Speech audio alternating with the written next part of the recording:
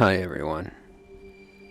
Today, I'm going to tell you 3 user-submitted stories from Reddit. Now I want to point out that I did get permission from these users before I decided to use their stories. This first story was submitted by user isitbedtime-yet, and it is called Hallmark Memories. Jessie looked at me in wonderment, Christmas lights twinkling above her head. Jessie had been a much sought-after blessing, one that we had paid thousands for in years in agonizing treatments and trials. Jessie was testament that miracles could happen, and she was a gift that just kept giving to us. The snow started to tumble delicately down, flakes settling with abandonment where they fell. It couldn't have been more perfect, the ideal Christmas setting. Life was a bounty of beauty and serenity. We were ensconced in a Hallmark movie scene. Watching Michael with our daughter, wine in hand, I couldn't feel more content. I didn't know if the flush was from the wine or being present in the moment. I was so entranced that I failed to hold the glass tight enough, and the red wine escaped, shattering the glass, pulling at Michael's feet. But it wasn't red wine, and Michael was no longer standing. The liquid was too thick. How did it get up the walls? Why was it sprayed up the fire?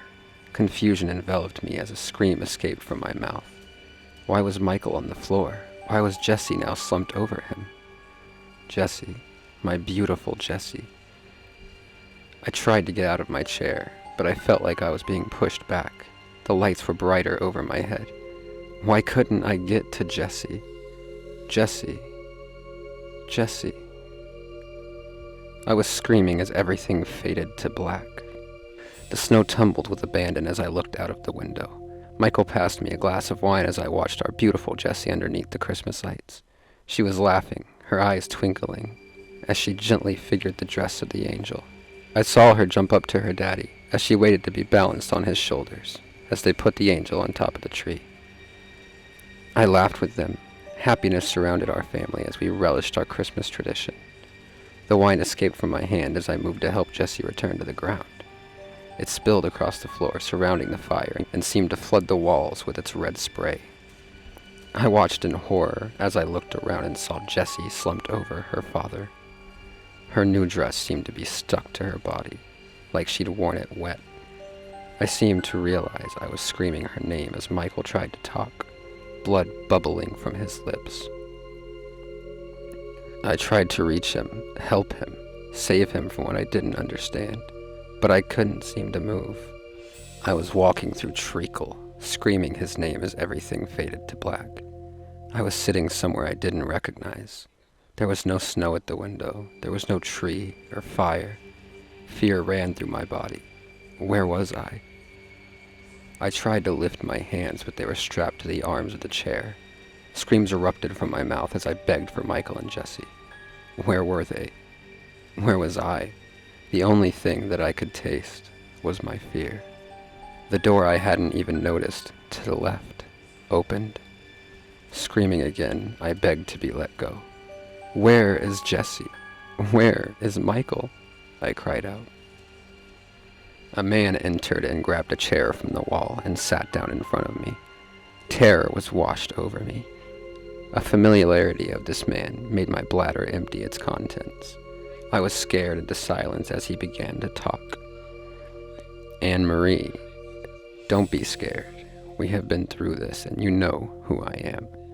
Bewilderment continued to mute me as I watched his lips start to move again. Anne-Marie, we can't keep going through this. It's been 17 years. You are in the Arundel Mental Hospital, and you are safe. He took another breath as I began to scrape the wood underneath my hands.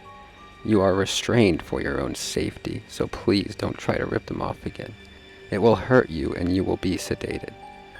Looking at my arms, I see unfamiliar white lines and scratches. Some old and some appeared new. Dried blood had appeared to pool at the bottom of my wrists. Anne-Marie, he began, his voice startling me to the present again. We need to discuss the screaming in your room, calling for Michael and Jessie. You know they aren't there. You know what happened that day. You know it was you who had the knife and confronted Michael and Jessie at the Christmas tree. I know I started to scream again. I know I called their names. I screamed a scream so visceral I knew it all could fade away. But it didn't fade to black. He was still opposite me. I was still strapped in the chair, and the dawning of my realization was written all over his face. So that one was really interesting. I would definitely recommend, if you are a Reddit user, to check out Is It Bedtime Yet? Yeah, they write some really excellent stories. So this next story is by Reddit user BurntSchmidt, and it is called "They Told Us We Were Sick." Until I was 7 years old, I had a sister named Eliza. We couldn't go outside because we each had a very weak immune system, hereditary. For safety purposes, we lived concealed from the outside world in a separate room that always remained locked from the outside. We were homeschooled, but there wasn't much schooling going on. Our room was lined with plastic, sort of like a bubble, to keep germs away, of which even the most benign could be deadly. Our parents were physically abusive, mostly Dad. A religious fanatic, he assured us that every bad thing he did was in the name of Jesus, and that we must give penance, even at that age. We had only one mattress, which lay on the floor for the two of us to sleep on. We'd receive beatings regularly, and, at times, went days without food. One of those being forced to kneel on hard corn kernels and pray when we were bad, and the others, well, I'd prefer not to mention. Dad also frequently told us to ignore the grimaces on the wall, because if we acknowledged them, we'd be eaten. I knew we truly had the disease, because our father would enter with a protective mask and gloves daily to clean our toilet bucket. Sometimes Mom would read us bedtime stories. In a way, I felt like she had to go along with my father's demands. She, too, wore a mask and gloves. One day, however, our door was cracked. Our mother came inside, but was called out of the room by Dad. We'd not really ever been outside before. Our windows inside our room were smeared with black paint. So, we snuck out. The bright lights hurt our eyes, badly. But the hot, warm sun and the picturesque front yard full of rose beds and a big, beautiful tree was a real treat for us. Our neighbors had a son. That day, we ran to their garage and asked if we could ride his bike. His mother looked at us in shock. "Wait, whose children are you?" My sister couldn't speak well, and neither could I. We didn't know many words, nor could we articulate or verbalize our thoughts. So we simply pointed at our house. "Why don't you both come inside? I have snacks for you," she said, looking back in a panicked manner. We sat in the living room eating cookies while she asked us about our home life. We said we weren't supposed to be outside because we had a disease. Before long, she was on the phone, speaking loudly and fast to someone on the other end. Suddenly, there was a knock at the door. I could see it was Dad. "Girls, why don't you go upstairs with Gabriel? He'll show you some neat things to play with."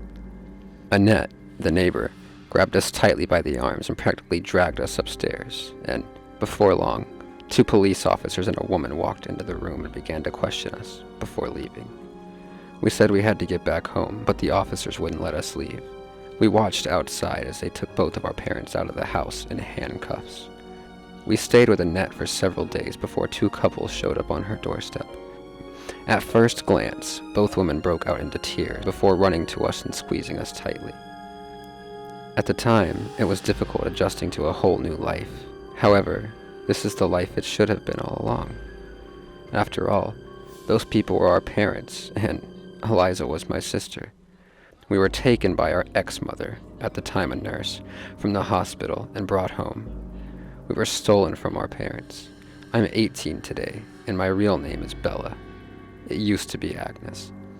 My sister's real name was Amanda. To this day, we are best friends and we both attend counseling together. Our kidnappers formed the perfect story to make us believe we were theirs. My false father, I later found out, was a psychotic and schizophrenic. I believe he really did see those evil faces on the walls, and I blame much of what happened on that. In hindsight, this would be the only explanation for some of the strange things he would do. I believe us being sick was also a delusion. To this day, I don't know if Doris, our false mother, left the door open on purpose or accidentally. I hate her for so many reasons, but feel ambivalent about that. I think her conscience got the better of her. In fall, Amanda and I will both be attending college. When I think about what our fake parents' plans would have been when we reached the age of reason, still sends shivers up my spine. And despite being saved, Amanda and I suffer severe night terrors because of the abuse. I love her like a sister. The end. I'm not sure if that story. I'm not exactly sure if that story was a true story or a fiction. But either way, you should check out BurntSchmidt on Reddit. Again, some really good writings there, and I'll put the names in the description so that you guys know the exact spelling and capitalization and all that. So, this next one, however, this final story that I'm going to tell for you today is a true story. And this one was submitted by SkyHookia. First, some backstory. I live in a small town in South Bulgaria. Almost nothing actually happens here. The most interesting things that happen are the big fair at the beginning of the autumn, the winemaking competition, and the celebrations in May. Our town is built between two rivers, and the winters are cold, foggy, and very rainy. We see snow very rarely. At the end of November, the whole town was shocked by a terrible murder. At one of the rivers, 2 dead bodies were found. The terrifying thing is that the bodies were children and their internal organs were missing. Livers, kidneys, lungs, an ugly scene for sure. The whole town started to gossip. All the people were told that this was the work of organ traffickers. They told that an unknown white van was seen around the streets. They said that the license plate of the van was from the region of Ruse, at the other end of the country, so that means that the number starts with R. They also said that the windows were darkened more than usual. We, the kids, were terrified at first, but after some time, we even started joking about it. We called the van the White Ambulance. We used to say, "The white ambulance will catch you," or "Beware the ambulance," but this case made us stop joking. So, it was around the same time of the year. The winter break had just started, so you can imagine our joy when the first day of break we woke up to a heavy snowstorm. The snow didn't stop for 2 days. When it finally stopped, I went to a nearby forest to slide on the hills with my 2 friends. In the afternoon, we were invited to a birthday party of one of my classmates. We were cheerful, and as we expected, our classmates were too. The birthday was in a restaurant at the center of town near the park. The birthday was awesome. We ate a lot of cake and chicken nuggets, had a big snow fight, and built a snowman. At around 5 p.m. it was pitch dark, but we still played in the snow. At around 6 p.m. our parents started calling us back home, because it was late and below 0 degrees Celsius. 2 of my friends and I, the same 2 I had played with in the morning, headed home together because we lived in the same neighborhood. It was around a 10-minute walk, but we didn't want to go home yet, so we played in the snow, joked, and walked slowly. When we were about halfway to our neighborhood, we heard an engine sound behind us. It was a van. Our street had almost no street lamps, only a few that shined with a light orangey tone. The van sat at one of the dark spots on the street. We continued our way when we heard him again. Now we saw him. It was a white van with dark windows. We were shocked. Wait, this couldn't be. We started walking a little bit faster. The van positioned himself only a few meters from us. Now we were terrified.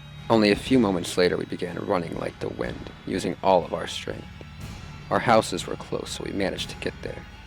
When I got home, I locked the door and called my friends to be sure they were okay, and looked out over the balcony.